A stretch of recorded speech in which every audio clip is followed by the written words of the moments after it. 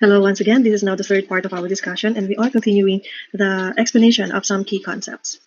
Now, for the third part, let me start with another question. Why is it that only human beings can be ethical?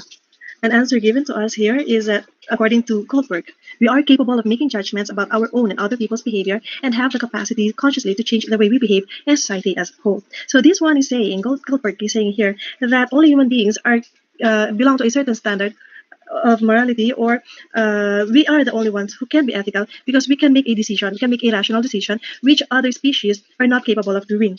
So we can decide what is good and what is bad, and that is now very important whenever we make a decision regarding moral dilemma. Now, just what is moral dilemma? Now, well, moral dilemma is a fact of moral life. It is something that we can never do away with. It is embedded in the crucial decisions that we make, particularly in moments that we are faced with what is and what should be. And as moral as we want to be, our convictions are oftentimes challenged. We are tested, and if not strong enough, we might compromise our values. These challenges are products of the evolving values and moral systems of our society, like the changing norm of should I have premarital sex, should I go with it or should I not? For some people, that's a real ethical dilemma, but for others, they are clear cut. No, I will not have that. Or for the others, yes, they will. So it's when we are changing when we are faced with such changes that we are confronted with a moral dilemma. Thus, it is necessary for us to get in touch with the norms in our society as it mirrors the moral consciousness of the people. And that's why I said earlier, moral dilemma, they arise because of the inconsistency that we have in our principles. And as Mason also explains, we will experience moral dilemma if we are faced with two actions, of each of which it would be correct to say in the appropriate sense of ought. Yung parehong kailangan gawin, yan yung ought, kailangan gawin. It ought to be done, and both of which we cannot do. I have to do both, however, I cannot do both at the same time. So that means we have to choose. It's either we go straight or do it the other way. We will have to let go of the other one. So we then ought to make moral choices with our own moral reasons.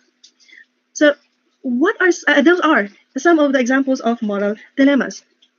Now, a question that I'm interested in knowing the answer of. What are the moral dilemmas that college students like you usually encounter? One thing, when I ask the students this and they answer me questions like yung, should I cheat or should I not? No, that is not even a moral dilemma unless there is really an ethical value to cheating. Because what happens there is just a confrontation between what you want and what you have to do. So, nira-rationalize natin, ay nako, nagiging ethical na yung gusto natin kahit alam natin na yung gusto natin ay hindi naman dapat. So, hindi ganon.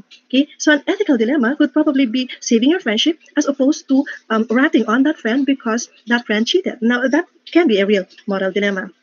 Now, ethical dilemmas also arise in our workplace. The stress in the workplace is not only a result of beating deadlines and whatnot, but also of the ethical issues surrounding the workplace. As it is very important that employees live up to certain standards prescribed by the companies and organizations, it is likewise significant for the latter to uphold ethical standards in and for the company. And we have been given 3 levels of ethical standards according to Smith in a business organization where we might find ourselves having ethical dilemmas. The first level of ethical dilemma is individual. The dilemma here is when the employee's ethical standards are in opposition to that of his or her employer, which could lead to tensions in the workplace. For example, si employer, you're an accountant, and then the employer tells you, palitan mo na ng konti yung mga numbers na yan kasi para ma-save natin yung company, para makatipid tayo. Ikaw naman, as the individual, you know that would be cheating. So now you are faced with such a dilemma. Susundin ko ba ito o hindi? Or another one for soldiers. Paano pag inutos ng presidente, patayin mo yan kasi drug addict yan. And then you are now confronted with the dilemma, should I kill that person kasi hindi pa siya nakakasuhan? No, it will be a summary execution and it's illegal. So should you follow that or not? So that presents a real ethical dilemma. Another one would be organizational. In the case of organizational dilemma, ethical standards are seen in company policies. Still in all, there might be a gap between those who run the business whose ethical standards deviate from that of the organization. This might cause ethical challenges and conflicts for those who are working in the company. Example, the motto of your company is integrity, respect, honesty, ethics, and so on. But then you know that those who are running the business are just after the profit and not really taking care of their employees.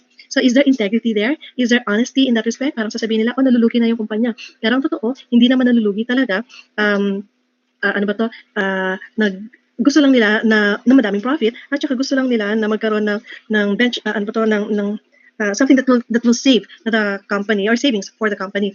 So here now there is a conflict between the policy of the organization as opposed to the practice made by those who are running that business. Another kind of the third level of moral dilemma in the workplace is systemic. Here, ethics are predisposed by the larger operating environment of the company. Political pressures, economic conditions, societal attitudes, and others can affect the operating standards and policies of the organization, where it might face moral dilemmas outside of the organization, but within the macro society where it belongs. Now, what happens here in the systemic moral dilemma?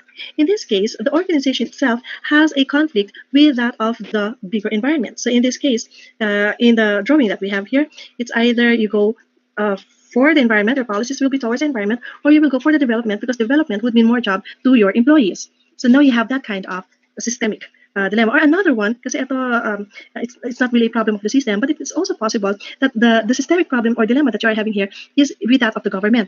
Na kapag sinabi ng government, oh sige, bigyan namin kayo dyan, kunwari ang policy ng organization is again honesty and all that, but then the government is pressuring that company, hindi na para hindi namin kayo ipapasara, no, because they can probably plant evidence against that company. Hindi namin kayo papasara pero dapat bigyan mo kami ng extra money. Nasuhulan sila, yun yung gusto nilang mangyari. So that will now become a systemic problem already, or systemic dilemma. Should they follow that to make sure that the company will be safe, or they will not follow that, keep their integrity, but then the company and the people working there might lose their jobs. Okay, so that's dilemma.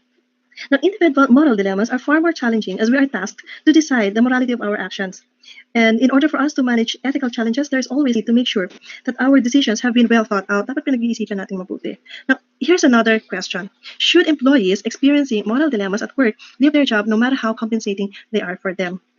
In the future, you might be confronted with this kind of problem. I hope that by then, you would have a clear idea of what you are supposed to do, and not only because you are forced into that situation. Yung wala ka nang magagawa.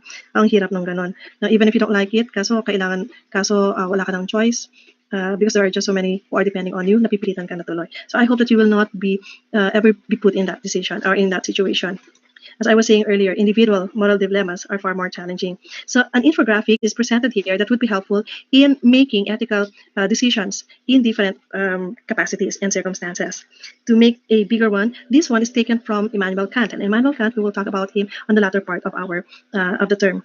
So here, just look at this one very carefully.